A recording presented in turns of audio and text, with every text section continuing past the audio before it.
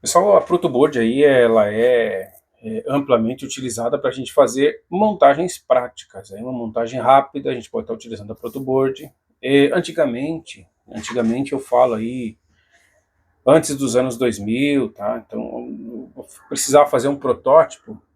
A gente fazia algumas montagens para a gente conseguir fazer alguma coisa prática, aí, porque não tinham muitos recursos para fazer isso, tá? Então até vou mostrar para vocês alguns protótipos aí que a gente fazia, tá? Tenho guardado até hoje. Olha aqui, umas montagens aí feitas com placa de circuito impresso para a gente conseguir fazer aí, por exemplo, estou utilizando um projeto aí com 3 displays, tá? Então 3 display aí eu consigo fazer uma aplicação. Aqui tem um outro, uma maçaroca de fio, né? Mas é assim que a gente trabalhava, tá? Hoje, atualmente tem bastante shield que a gente consegue fazer esse tipo de aplicação e ficou muito mais fácil. Tá? Mas a protoboard acompanha esse tipo de coisa, a gente pode montar, fazer uma montagem prática antes de partir para uma placa de prototipagem. Se você já está fazendo algum projeto que você tenha ideia de transformar num produto, quer fazer algumas peças, antes de fazer a prototipagem, você pode estar fazendo um teste na protoboard até para te acelerar o desenvolvimento. Né? Eu prefiro protoboard antes de fazer com um simulador, por exemplo. A gente pode estar utilizando aí um simulador para carregar circuito, tá? Tem esse recurso hoje, mas nada como pôr a mão na massa. Tem alguns problemas que você não consegue pegar no simulador, apesar que os softwares estão bastante avançados, tá?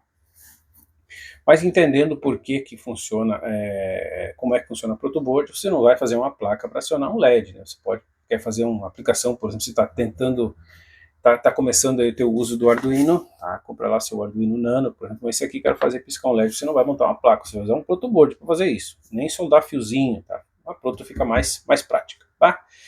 Mas como é que funciona essa protoboard? Esse modelo aqui, ela tem umas linhas de orientação que fica bem fácil aí para você não se perder na hora de fazer a conexão dos cabos, tá? Essa marcação em vermelho identifica essa linha completa de ponta a ponta na protoboard, inclusive ela está marcada aqui como positivo e azul como negativo, tá? Essa eu estou usando dessa forma, mas existem alguns outros modelos mais antigos, se você pegar na mão, tipo essa aqui ela é do tempo do meu técnico, essa porta aqui tem uns 20 anos, 20 e poucos anos já. Então ela não tem essa marcação, e aí você tem que ficar ligado. Tá? Outro recurso interessante que essas proto antigas têm é que ela é dividida ao meio, tá? Eu dei um zoom na câmera aqui, então ela é dividida ao meio. Se observar aqui, o espaçamento aqui é diferente, tem 2 jumpers. Então ela dá um recurso, se eu, por exemplo, queria trabalhar com 3.3 volt nessa linha aqui, e dividir a proto no meio, trabalhar com outra tensão, 5 volt, não dá essa possibilidade, tá? Mas as comuns que tem no mercado hoje, com preço acessível, é esse modelo aqui. Então, bateu a febre aí, então eu até recomendo, compra essa aqui para começar, que ela é uma protoboard barata, tá? Funciona bem, tá? Hoje tem bastante recurso aí, por exemplo, a gente consegue comprar esses os cabinhos aí, os jumpers, né, para a gente estar utilizando. Então, estou mostrando aqui para vocês lá da montagem esses cabinhos, a gente consegue montar pronto. Vocês aí tem alguns aqui que eu fiz eles. Como é que eu faço esses cabinhos aí, tá? Eu tenho bastante sobra de cabo na empresa, então eu acabo montando sobre um barra-pino. O que é um barra-pino, para vocês poderem entender? O barra-pino é isso aqui, ó. Então a gente consegue comprar aí umas barrinhas de pinos. Uma barrinha tem 11 milímetros do comprimento do pino e 40 pininhos numa barrinha. Então é extremamente barato. Eu quebro um por um e faz isso aqui, ó. Então ele já fica um espaçador e já fica um pino. Eu uso um cabinho 0,22, 0,24, 0,22 esse aqui. Eu vou falar para vocês assim, ó. A não ser que a gente quebra a solda aqui ou perde essa ponta aqui, dura muito mais do que os cabinhos prontos. Mas vou falar para vocês, dá um trabalho gigante para fazer, tá? Vocês podem estar utilizando, por exemplo, comprar esse cabinho aí, tá em torno aí, menos de 20 reais, vem 60 e poucos cabinhos, então fica barato. Então se não quer perder tempo para fazer, você compra ele pronto, tá? Mas voltando à nossa amiga protoboard,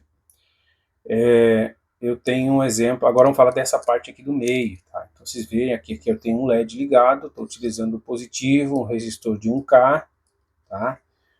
um LED azul, e aqui na outra coluna está ligando no meu negativo, que é uma GND. Tá? Então, a partir do momento que eu estou conectado na fonte, eu vou liberar aí a tensão da fonte, 3 volts, já ligou o LED. Tá? Então, funciona dessa maneira. Aqui funciona na horizontal e aqui funciona na vertical. Beleza. Mas e essas colunas aqui? Essa coluna aqui é interligada com essa aqui? Não. Vocês podem ver que aqui eu já tenho um LED interligado que ele está ligando. Se fosse interligado, o LED não ia ligar, ia provocar um curto. Como eu estou fazendo com a caneta aqui, ó. Ia dar um curto aqui, não ia ligar o LED. Tá? E por que é feito com esse sulco, essa divisão no meio?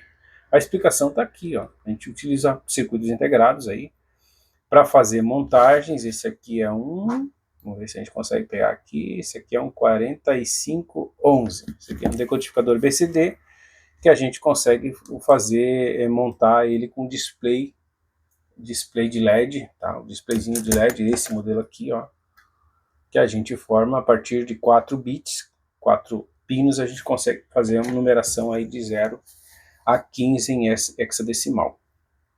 Então, por que é utilizado essas colunas todas separadas? Porque cada pino desses circuitos integrados, eles têm aplicações diferentes. Esse aqui, no caso aqui, ó, esse pino aqui, que é o 1, 2, 3, 4, 5, 6, 7, ele é o negativo, então, o GND. Esse último, eu tenho 7, que é 14. Né? Então, está aqui, esse último aqui, a contagem começa a partir dessa marcação. Vocês veem que ele tem uma marcação aqui. Então, aqui é o pino 1, aqui é o pino 7, aqui é o pino 8 e aqui é o pino 14. Tá? Então, a posição de pinos de alimentação é aqui GND e aqui VCC. Tá? Os outros pinos aqui, para a gente saber qual é a função, tem que pegar o datasheet, né, que é a folha de dados do componente, para saber como é que liga. Mas vocês vão ver, se vocês pegarem o datasheet, que cada pino tem uma função diferente. Por esse motivo, essa montagem aqui em coluna ela é separada por esse sulco aqui, essa divisão. Tá? As protoboards são praticamente padrões desse jeito. Tá? Eu vou mostrar uma outra protoboard maior, para que vocês consigam entender. Tem umas protoboards maiores aqui, por exemplo, tem essa da Minipa. Tem uma da Minipa aqui que ela tem umas derivações na lateral aqui. Então isso aqui nada mais do que umas linhas de alimentação. Você vê que aqui está o marrom e vermelho, que é alimentação, aqui está o marrom. Então aqui é negativo essa linha. Então ela tem tanto aqui, olha aqui, ó, esse modelo da Minipa tem aqui também, ó, divisão em coluna, tá vendo? Coloquei um jumper aqui também. E ela é bem maior essa. Deixa eu até voltar o zoom aí do minha câmera para vocês verem o tamanho que é essa protoboard. Então ela é uma protoboard maior para quando a gente quer fazer algumas montagens maiores, tá? Que a protoboard tradicional aí não comporta, certo? Vou guardar de volta. Então, para vocês terem noção aí de como é que a gente faz a ligação na protoboard. Outra coisa interessante, tá? Se você observar, como eu mostrei aquela maior ali, vocês observam que ela tem uns encaixes aqui, ó, tanto desse lado quanto do outro lado. Para que serve? Vocês acabaram de ver ali para que serve. A gente pode estar, vou começar, deixa eu comprar uma protoboard só. Beleza. Mas aí, assim que você sentir necessidade, você vai comprando mais unidades e vai conectando elas, juntando elas e vai formar uma protoboard maior. Edson, mas e essas linhas aqui de alimentação? Você vai fazendo exatamente aqui, ó. Se eu colocar uma do lado, você vai puxar mais uma derivação e vai ter linhas de alimentação em todas. Aí você vai montar, por exemplo, um circuito integrado nessa protoboard aqui, ou nessa aqui, ou na outra. Daí você vai puxar a alimentação e vai ficar mais tranquilo, tá, de fazer. Eu vou montar um circuito aqui com o lógico aqui, vou colocar um display aí. Perfeito, funciona assim também. Você consegue deixar mais aberta a sua montagem aí. Vou mostrar um outro exemplo para vocês aqui, ó. Que é uma aplicação que está usando um Arduino Nano e um display aí gráfico. Observe aqui como é que é feita a montagem. O display é colocado aqui em colunas, né? Vocês observam que cada pino tem uma conexão diferente, tá? Mesma coisa acontece com as chaves aqui, ó. Então essa chave aqui está ligada no negativo, vamos ver se é isso, ó. Tem um GND aqui até eu liguei com fio verde, né? Tem um GND aqui do Arduino, então essa linha a gente sabe que é GND. Então quando eu pressiono, por exemplo, essas chaves aqui, eu vou pressionar elas, eu estou mandando um nível baixo lá para o pino do Arduino, e ele acaba interpretando isso e executando a função, certo? A mesma coisa acontece com o Arduino Nano, que eu comentei antes na outra protoboard. Vocês veem que cada pino dele tem uma função diferente. Ó. Tem aqui um VIN, um GND, um reset, o 5V, o A7, A6, A5 e assim por diante. E do outro lado também. Então eu não posso ter uma ligação onde os pinos estão em curtos. Aí outra coisa, quando vocês conectar, vocês podem estar utilizando diversos cabinhos, mas cuidado quando vai espetar o cabinho para não danificar e fazer um curto entre os pinos, e aí pode danificar alguma coisa. Então, na montagem, faz uma montagem devagar, caprichada, tá? Monta ela de uma maneira que você consiga entender para fazer a alteração. Vou mostrar um outro exemplo aqui, que eu tenho uma aula sobre isso aqui, eu não desmontei o circuito ainda. Isso aqui é um circuito para leitura de múltiplos sensores, tá? Tem aqui 4 potenciômetros ligados num multiplexador, né, um 4051, tá aqui o 4051, e como eu falei para vocês antes, ó, vejam que todos os pinos têm função diferente. Aqui, por exemplo, está a alimentação, está vindo nesse pino aqui. Lembra que eu comentei uns instantes atrás que os pinos é meio padronizado isso, então aqui está o GND. Quando a gente tem alguns pinos que devem ser aterrados ou ligados ao VCC, a gente usa uns jumpers mais curtos e faz essa função, tá? Então, fica mais prático.